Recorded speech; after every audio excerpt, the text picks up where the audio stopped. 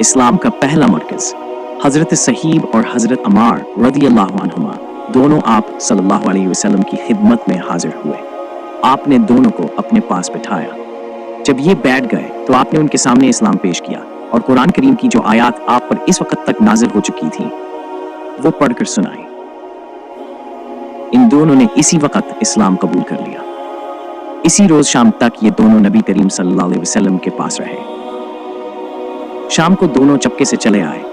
हजरत अमार रज़ियल्लाहु अन्हु सीधे अपने घर पहुंचे तो उनके माँ बाप ने उनसे पूछा कि दिन भर कहाँ थे। उन्होंने फौरन ही बता दिया कि वो मुसलमान हो चुके हैं।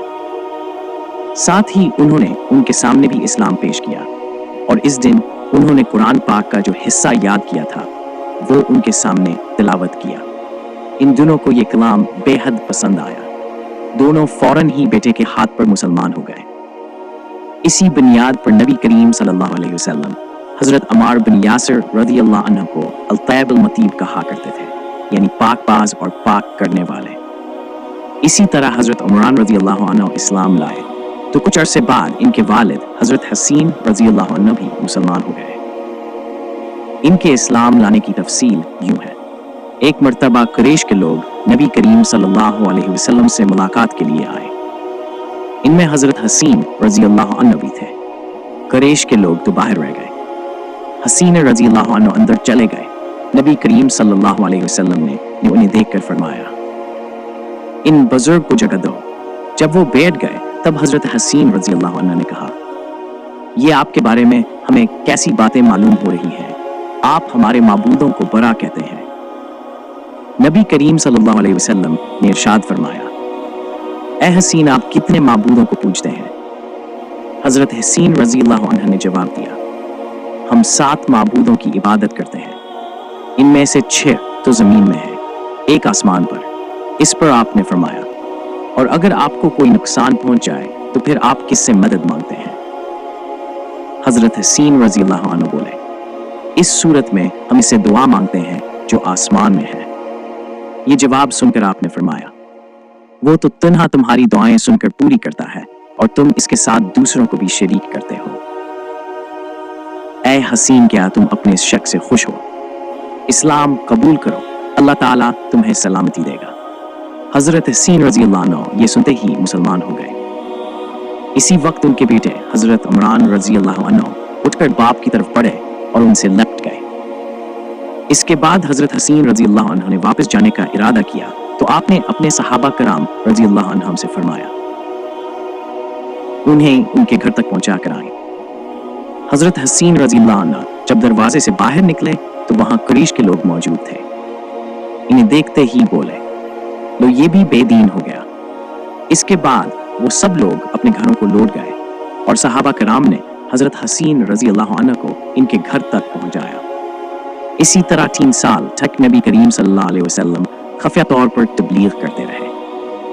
इस दौरान जो शख्स भी मुसलमान होता था वो मक्का की घाटियों में छुपकर नमाजें अदा करता था। फिर एक दिन ऐसा हुआ कि हजरत साद बिन अबी वकास रज़ियल्लाहु अन्हु कुछ दूसरे सहाबा के साथ मक्का की एक घाटी में थे कि अचानक वहां कुरैश की एक जमात पहुंच गई। इस वक्त सहाबा नमाज पढ़ रहे थे। मुशरिकों को ये देखकर बहुत गुस्सा आया। वो उन पर चढ़ दौड़े, साथ में बुरा भला भी कह रहे थे। ऐसे में हजरत साद बिन अबी वकास रज़ियल्लाहु अन्हु ने इनमें से एक को पकड़ लिया और उसको एक ज़रब लगाई। इससे उसकी खाल फट गई, खून बहा निकला। ये पहला खून है जो इस्लाम के नाम पर बहाया गया। अब कुरैशी दुश्मनी पर इतर आए। इस बना पर नबी करीम सल्लल्लाहु अलैहि वसल्लम हजरत अरकम रज़ियल्लाहु अन्हु के मकान पर तशरीफ ले आए ताकि दुश्मनों से बचाव रहे। इस तरह हजरत अरकम रज़ियल्लाहु अन्हु का ये मकान इस्लाम का पहला मरकज बना। इस मकान को दार अरकम कहा जाता है। नबी करीम सल्लल्लाहु अलैहि वसल्लम के दार अरकम में तशरीफ लाने से पहले लोगों की एक जमात मुसलमान हो चुकी थी। अब नमाज दार अरकम में अदा होने लगी। नबी करीम सल्लल्लाहु अलैहि वसल्लम सहाबा कराम रज़ियल्लाहु अन्हुम को वहीं पर नमाज पढ़ाते, वहीं बैठकर इबादत करते और मुसलमानों को दीन की तालीम देते। इस तरह 3 साल गुजर गए। फिर अल्लाह ताला ने आपको एलानिया तबलीग का हुक्म फरमाया। एलानिया तबलीग की इब्तिदा भी दार अरकम से हुई। पहले आप यहाँ खफियत और दावत देते रहे थे, यहाँ तक कि अल्लाह ताला ने सूरह शूरा में आपको हुक्म फरमाया और आप अपने नजदीक के अहल खानदान को डराइए। ये हुक्म मिलते ही आप काफी परेशान हुए, यहाँ तक कि आपकी फूफियों ने ख्याल किया कि आप कुछ बीमार हैं, चुनांचे वो आपकी बीमार पुरसी के लिए आपके पास आईं। तब आपने उनसे फरमाया, मैं बीमार नहीं हूं, बल्कि मुझे अल्लाह ताला ने हुक्म दिया है कि मैं अपने करीबी रिश्तेदारों को आखिरत के अजाब से डराऊं, आखिरी दाना स्टरी। इसलिए मैं चाहता हूं कि तमाम बनी अब्दुल मुत्तलब को जमा करूं और इन्हें अल्लाह की तरफ आने की दावत दूं। ये सुनकर आपकी फूफियों ने कहा, जरूर जमा करें, मगर अबू लहब को ना बुलाइएगा, क्योंकि वो हरगिज आपकी बात नहीं मानेगा। अबू लहब का दूसरा नाम अब्दुल अज़ीज़ था। ये आपका चचा था और बहुत खूबसूरत था, मगर बहुत सिंगदिल और मगरूर था। दूसरे दिन नबी करीम सल्लल्लाहु अलैहि वसल्लम ने बनी अब्दुल मुत्तलब के पास दावत भेजी। इस पर वो सब आपके यहाँ जमा हो गए। इनमें अबू लहब भी था। इसने कहा, ये तुम्हारे चचा और उनकी औलादें जमा हैं, तुम जो कुछ कहना चाहते हो कहो और अपनी बेदेनी को छोड़ दो। साथ ही तुम यह भी समझ लो कि तुम्हारी कौम में यानी हमें इतनी ताकत नहीं है कि तुम्हारी खातिर सारे अरबों से दुश्मनी ले सकें। लिहाजा अगर तुम अपने मामले पर अड़े रहे तो खुद तुम्हारे खानदान वालों ही का सबसे ज्यादा फर्ज होगा कि तुम्हें पकड़ कर कैद कर दें कि उनके करीश के तमाम खानदान और कबीले तुम पर चढ़ दौड़ें। इससे तो ये बेहतर होगा कि हम ही तुम्हें कैद कर दें। और मेरे भतीजे, हकीकत यह है कि तुमने जो चीज अपने रिश्तेदारों के सामने पेश की है, इससे बदतर चीज किसी और शख्स ने आज तक पेश नहीं की होगी। आपने इसकी बात की तरफ कोई तवज्जो नहीं फरमाई और हाजरीन को अल्लाह का पैगाम सुनाया। आपने फरमाया, ऐ कुरैश, कहो अल्लाह के सिवा कोई माबूद नहीं और मोहम्मद अल्लाह के रसूल है। आपने इनसे ये भी फरमाया, ऐ कुरैश, अपनी जानों को जहन्नम की आग से बचाओ। वहां सिर्फ आपके रिश्तेदार ही जमा नहीं थे, बल्कि कुरैश के दूसरे कबीले भी मौजूद थे। इसलिए आपने उनके कबीलों के नाम ले लेकर उन्हें मुखातब फरमाया, यानी आपने ये अल्फाज अदा फरमाए, ए बनी हाशिम, अपनी जानों को जहन्नम के अजाब से बचाओ।